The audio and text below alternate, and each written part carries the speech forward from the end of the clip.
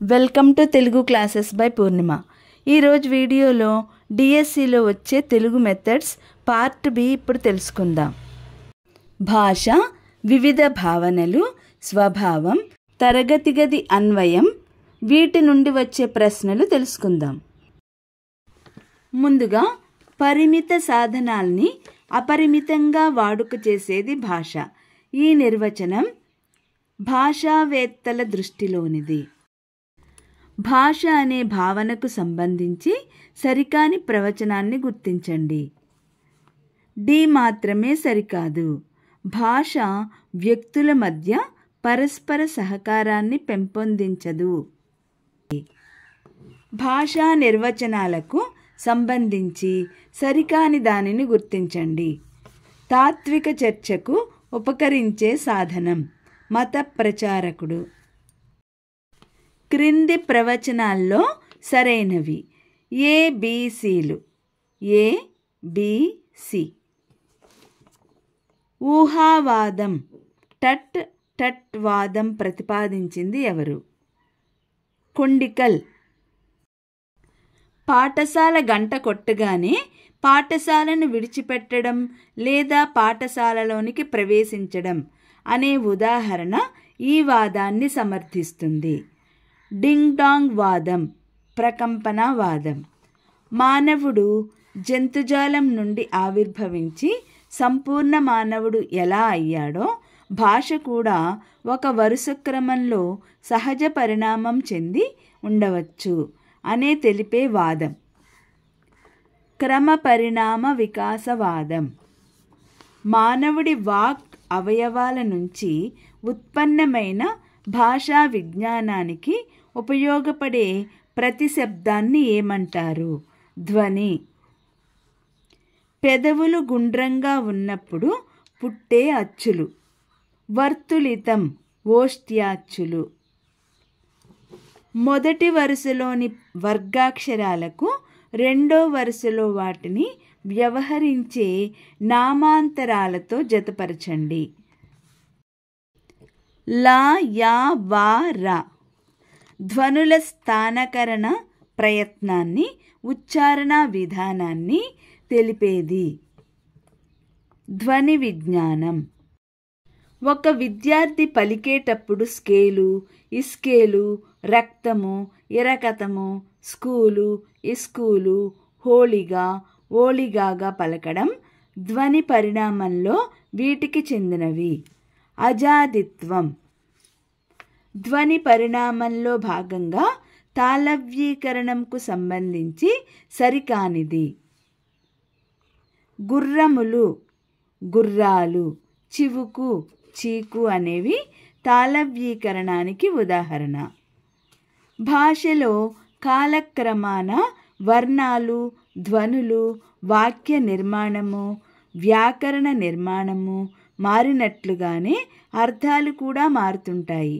ఇలా కాలక్రమంలో అర్థాల్లో కలిగిన మార్పునే అర్థ విపరిణామం అంటారు.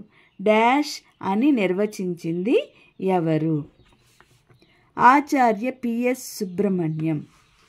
సభలో కానీ, కొందరి సమక్షంలో కానీ, సంఘంలో కానీ ప్రత్యక్షంగా ఉచ్చరించడానికి వీలు కాని పదాల అర్థాన్ని పరోక్షంగా కానీ, నూతన పదబంధ కల్పన వల్ల కానీ తెలియజేసే విధానాన్ని ఏమంటారు? స్వభోక్తి.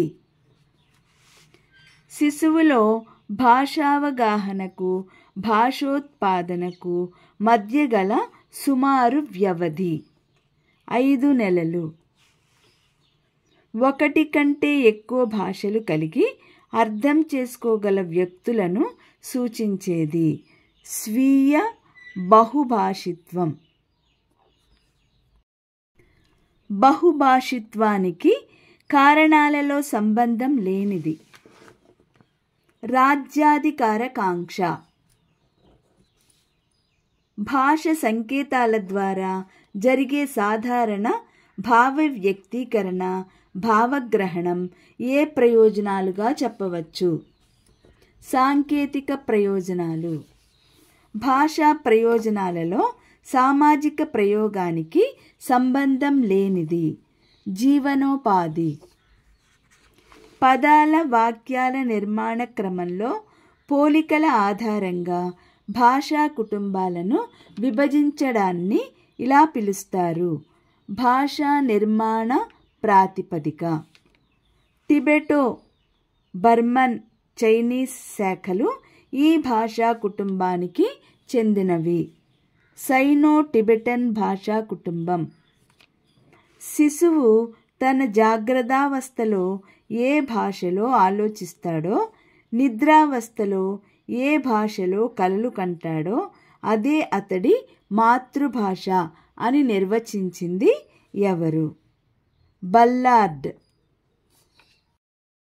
మనిషికి మూర్తిమత్వాన్ని ఇచ్చేది మాత, అయితే మూర్తిమత్వాన్ని పెంపొందింపజేసేది మాతృభాష. తెలుగు భాష అజంత భాష కావడం వల్ల ప్రతి పదాన్ని స్పష్టంగా పలకడానికి వీలవుతోంది. అజంతం అవడం వల్ల తెలుగు భాషకు స్పష్టతతో పాటు ఈ క్రింది లక్షణం కూడా కలుగుతుంది: శ్రావ్యత.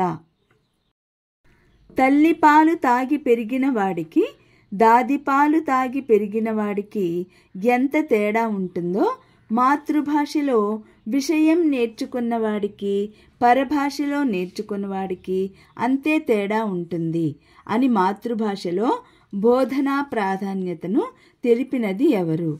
కొమర్రాజు వెంకట లక్ష్మణరావు. బ్రిటిష్ పరిపాలనలో ఈయన ప్రతిపాదనల ద్వారా ఇంగ్లీషు అధికార భాషగా, బోధనా భాషగా స్థిరపడింది. మెకాలే. మాతృభాష బోధనా మాధ్యమంగా ఉండాలని సూచించింది ఎవరు? పైవన్నీ సరైనవే. ద్వితీయ భాషా లక్ష్యాలను వివరించిన బ్రిటిష్ భాషావేత్త ఫ్రెంచ్. ద్వితీయ భాష బోధనకు అత్యంత మేలైన పద్ధతి వాక్య చట్రాల పద్ధతి. భారతదేశం వంటి బహుభాషా దేశంలో ఏ భాషలు నేర్చుకోవాలి, ఏది జాతీయ భాషగా ఉండాలన్న అంశాల ఆధారంగా రూపొందించిన సూత్రం త్రిభాషా సూత్రం. త్రిభాషా సూత్రాన్ని ప్రతిపాదించిన విద్యా కమిషన్ ఆ ప్రతిపాదనను 1978లో ఆమోదించిన జాతీయ సంస్థ. కొఠారీ కమిషన్ జాతీయ విద్యా పరిశోధన శిక్షణా సంస్థ. పాఠశాల భాషకు సంబంధించి సరైనవి. పై రెండు సరైనవి. పై రెండు సరైనవి అంటే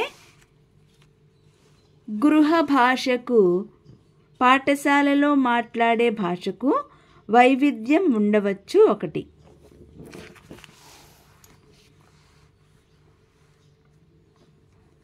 2. ఉపాధ్యాయుడు పిల్లల బహుభాషిత్వ లక్షణాన్ని అవగాహన చేసుకుని దానిని తరగతిలో ఒక వనరుగా ఉపయోగించుకోవడం 2.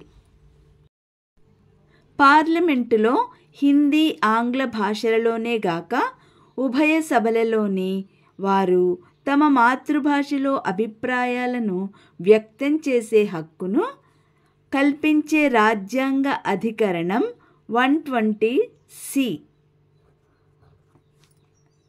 సామాజిక వ్యవస్థలను బట్టి భాష మారుతుందని, భాషకు వర్గస్వరూపం ఉంటుందని విశ్లేషణ చేసిన వారు N.Y. మూర్.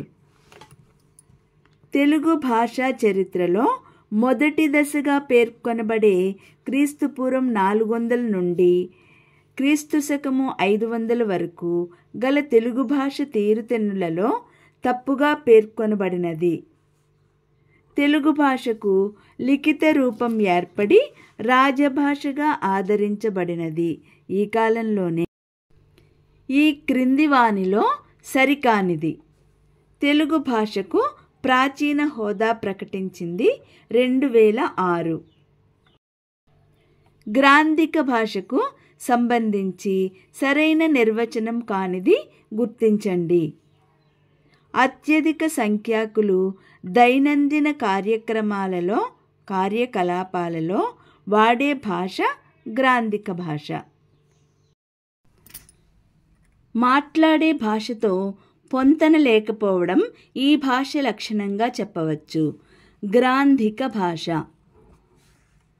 ఈ క్రింది వానిలో గ్రాంధిక భాషా లక్షణాన్ని గుర్తించండి. గ్రంథస్థమై మార్పులకు లోను కాకుండా స్థిరమైన భావనను కలిగి ఉంటుంది. గ్రాంధిక భాషను సమర్థిస్తూ గ్రాంధిక భాషావాదులు స్థాపించిన సంస్థ ఆంధ్ర సాహిత్య పరిషత్తు. వ్యవహారిక భాషావాదానికి సంబంధించి మల్లాది సూర్యనారాయణ శాస్త్రి గారి రచన గ్రామ్యమా గ్రాంధికమా.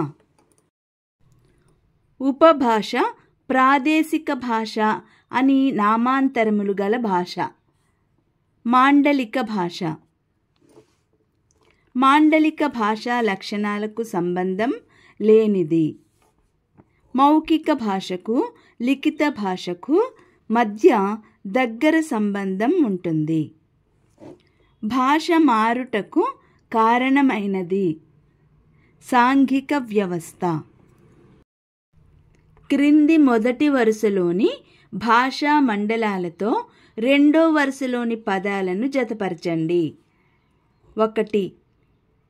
పూర్వమండలం ఏటికర్ర, దక్షిణ మండలం నొగ నగ, ఉత్తర మండలం ఏటికర్ర ఏటికోట, మధ్య మండలం ఏడికర్ర. ప్రామాణిక భాషా లక్షణం మేధావీకరణానికి అనుకూలం. ప్రామాణిక భాషనే ఇలా కూడా వ్యవహరిస్తారు. శిష్ట వ్యవహారిక భాష. సమైక్యతా సాధనం, ప్రతిష్టా సాధనం, అనుసంధాన సాధనం ఏ భాషా ప్రయోజనాలుగా చెప్పవచ్చు. ప్రామాణిక భాష. భుగత యజమాని, భోగట్ట సమాచారం, పన్నె దువ్వెన, కంబారి నౌకరి, బేపి కుక్క అనేవి ఈ భాషా పదాలు. వరియా. రేపటి వీడియోలో పార్ట్ సి తెలుగు మెథడ్స్ తెలుసుకుందాం. ఈ వీడియో లైక్ చేయండి, షేర్ చేయండి. మొదటిసారిగా చూసిన వాళ్ళు సబ్స్క్రైబ్ చేసుకోండి.